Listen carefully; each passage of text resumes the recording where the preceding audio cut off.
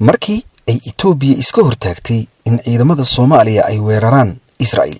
waa qormaxiisa badan oo uu diyaariyay Professor Maxamed Xaaji Ingiriis oo ah cilmi baare si gaar ah u ururiya taariikhda qaaradda Afrika iyo gaar ahaan arrimaha Soomaalida. Maxamed Xaaji Ingiriis oo qoraalkiisa muddo hore diyaariyay waxa uu ku bilaabay sida tan: sanadkii 1967 waxaa ka qarxay bariga dhexe dagaal weyn oo socday 5 ilaa 10 bishii Juun ee sanadkaas.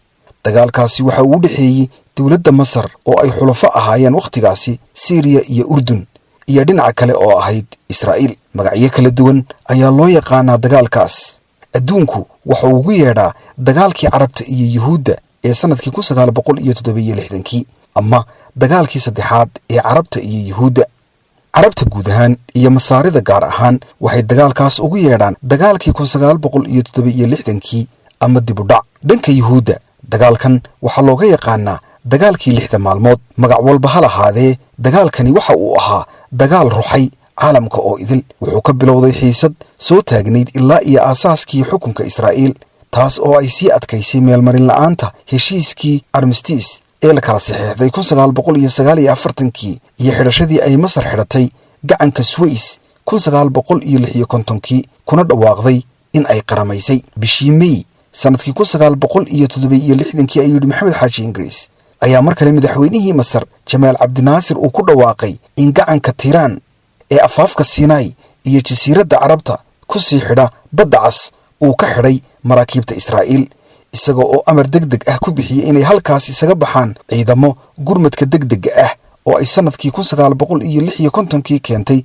qaramada midoobay, kuwaas oo la magac baxay UNEF, the United Nations Emergency Force. isla markii ay bilaabeen UNEF inay halkaas ciidankooda ka gurtaan ayaa maalinimadii 5 Juun 1967 waxay ciidanka Israa'iiliyiintu soo qaadeen weerar lama filaan ku noqday ciidankii Masaarida.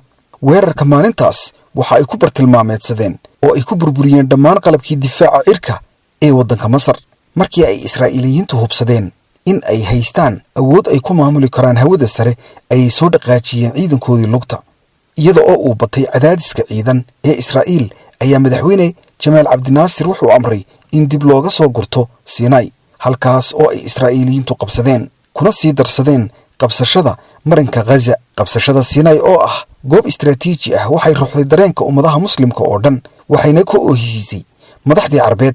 maalintii shanaad ee dagaalka waxaa soo gashay Syria oo duqaysay fadhiisimo ay ciidanka Israa'iil ku leeyihiin dhanka waqooyi.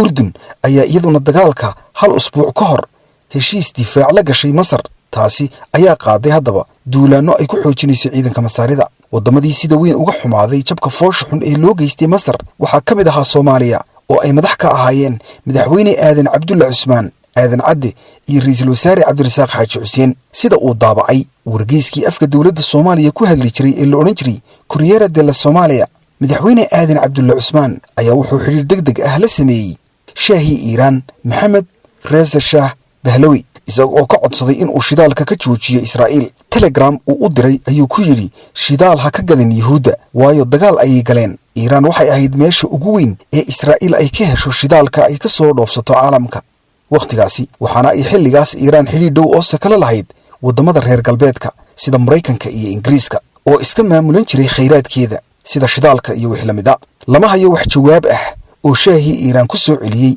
codsiga madaxweynaha Soomaaliya Aadan Cabdulla Cusmaan. waxaase loo badinayaa inaanu qaadin wax tallaabo ah, waayo wuxuu mar walba diidi jiray in uu ka cadhaysiiyo waddamada reer galbeedka oo xukunka ku hayay. dawladda Soomaaliya oo sii dardar gelinaysa garab istaaggeedii waxay telegram u dirtay madaxda dawladda Masar iyada oo ku tidhi waan kula jirnaa, waxaanu nahay garabkiinna.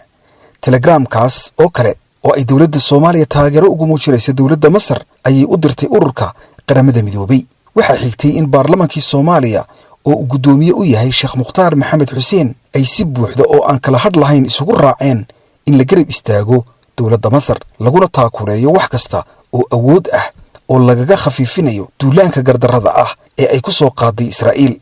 tallaabada ay qaadeen xubnaha baarlamanku waxay ka turjumaysay dareenkii guud ee ka jiray dalka Soomaaliya xilligaas ee taageerada loogu muujinayay Masaarida.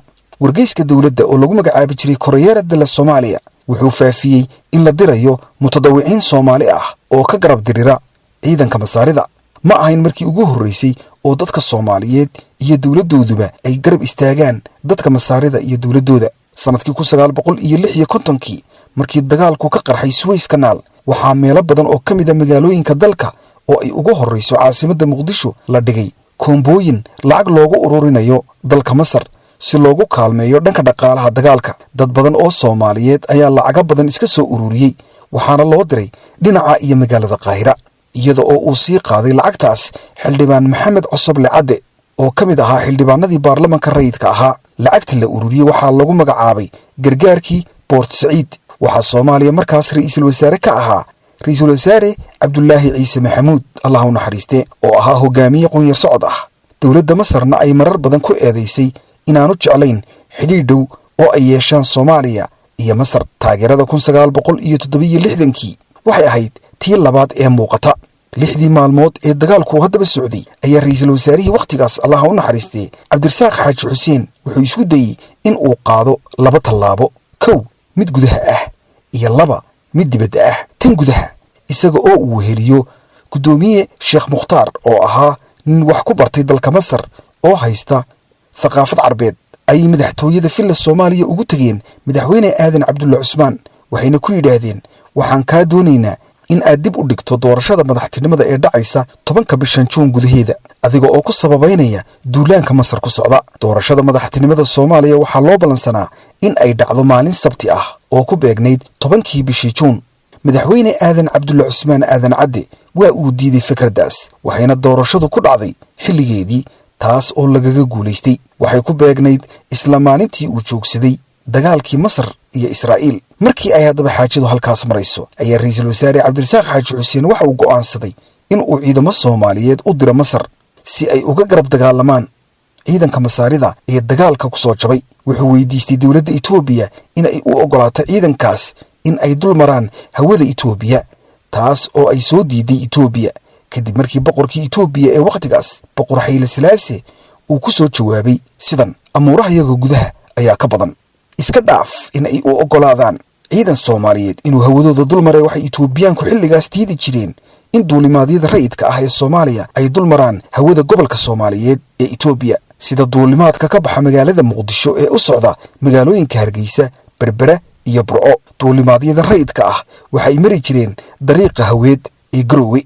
sidaas awgeed haddaba waa la sii filan karayay in aanay Itoobiyaanku yeelaynin arrintaasi. waxaa kaloo la filan karayay in ay Israa'iil iyaduna tallaabo argudasho ah ka qaadi doonto Soomaaliya sida in ay duqayso garoomadeeda diyaaradaha taas oo cawaaqib xumo xoog leh ku keeni lahayd dadka Soomaaliyeed. Israa'iil ayaa ku duushay dalka Uganda sanadkii 1967 si ay u soo furato diyaarad laga afduubay oo lagu dejiyay garoonka Entebbe ee banaanka Kampala ku yaala. waxaana hawlgalkaas qasabka ah ku dhintay sarkaalkii Israa'iil ee hawlgalkaas hogaaminayay oo la oran jiray Jonathan Netanyahu kaas oo la dhashay ama ay walaalo ahaayeen ra'iisul wasaaraha waqtigan Israa'iil maamula Benjamin Netanyahu. si kastaba ha ahaatee haddii xukuumaddii Cabdirasaaq Xaaji Xuseen ay ciidan Soomaaliyeed u diri lahayd Masar waxay noqon lahayd markii ugu horreysay ee ciidanka Soomaalidu iyaga oo xor ah ay ka faltamaan furimo dagaal oo caalamka ah. ciidamo Soomaali ah ayaa markaas ka hor iyaga oo u diriiraya gumaysigii Ingiriiska,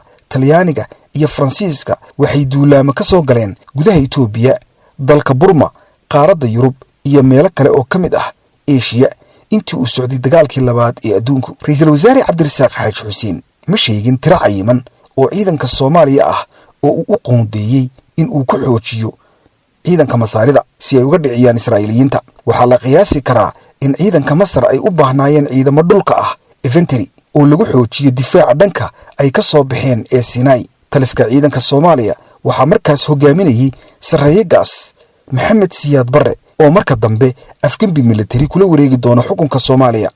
waxaa baraha taliska joogay saraakiil lagu soo tababaray Ruushka, Talyaaniga, Masar, Syria, Ciraaq iyo meelo kale oo khibrad iyo aqoon fiican u leh hawlaha abaabulka iyo hawlgelinta ciidamada.